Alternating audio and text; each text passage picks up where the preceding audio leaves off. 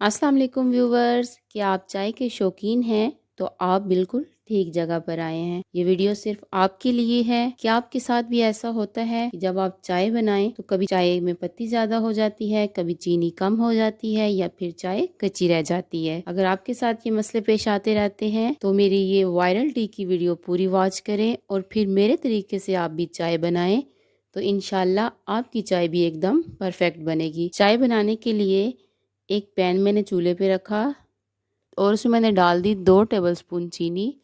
इधर मैं 2 कप चाय बना रही हूँ तो इसमें मैंने 2 टेबलस्पून चीनी डाल दी। चीनी को हमने मेल्ट कर लेना है। चीनी लाइट ब्राउन कलर की हो गई मेल्ट होके। अब इसमें मैंने 1 चम्मच पत्ती डाल दी और दोनों चीज़ों को हमने 1 मिनट के लिए अच्छे से रोस्ट कर लेना है, चीनी और पत्ती को। देखिए 1 मिनट हो गया मुझे चीनी और पत्ती को रोस्ट करते हुए। अब इसमें मैं डाल रही हूँ 1/2 कप पानी। अब चीनी और पत्ती को हमने पानी में बॉयल आने तक अच्छे से पका लेना है। ये देखिए बॉयल आ गया है पानी में और उसमें मैंने डाल दिए 2 इलायचियाँ। इलायची को मैंने तोड़ के डाला दोनों को और साथ ही अब इसमें हम डालेंगे दूध। 2 कप इसमें मैं दूध ऐड कर रही हूँ। 1/2 कप मैंने पानी डाला था और 2 कप मैंने इसमें दूध डाल दिया। अच्छे से बॉयल आने देंगे। देखिए चाय को बॉयल आना शुरू हो गया है। अब हमने इस स्टेज पे चाय को फेंटना है।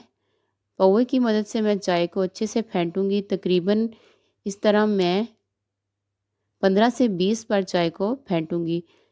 चाय को फेंटने से चाय बहुत ही मज़ेदार बन के तैयार होती है। जब हम होटलों पे जाते हैं बाहर तो होटल पे चाय जब बनती है तो ऐसे फेंट के बनाई जाती है जिससे होटल की चाय का जायका बहुत ही मज़े का होता है। तो हम भी चाय को अच्छे से फेंट लेंगे ताकि हमारी चाय भी बिल्कुल परफेक्ट होटल जैसी बने। लीजिए हमारी मज़ेदार वायरल टी चाय बन के तैयार हो गई है। इसे मैं कप में डालूंगी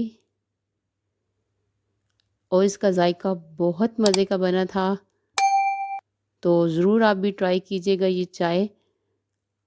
मुझे उम्मीद है कि आपको भी ये बहुत पसंद आएगी और आप भी फिर अपनी चाय डेली रूटीन की ऐसे ही बनाएंगे। अगर आपको मेरी वीडियो अच्छी लगी है तो प्लीज़ वीडियो को लाइक और शेयर ज़रूर कर दें और अगर आप मेरे चैनल पे न्यू हैं तो प्लीज़ मेरे चैनल को सब्सक्राइब कर दें। वीडियो देखने के लिए शुक्रिया। अल्लाह हाफिज़।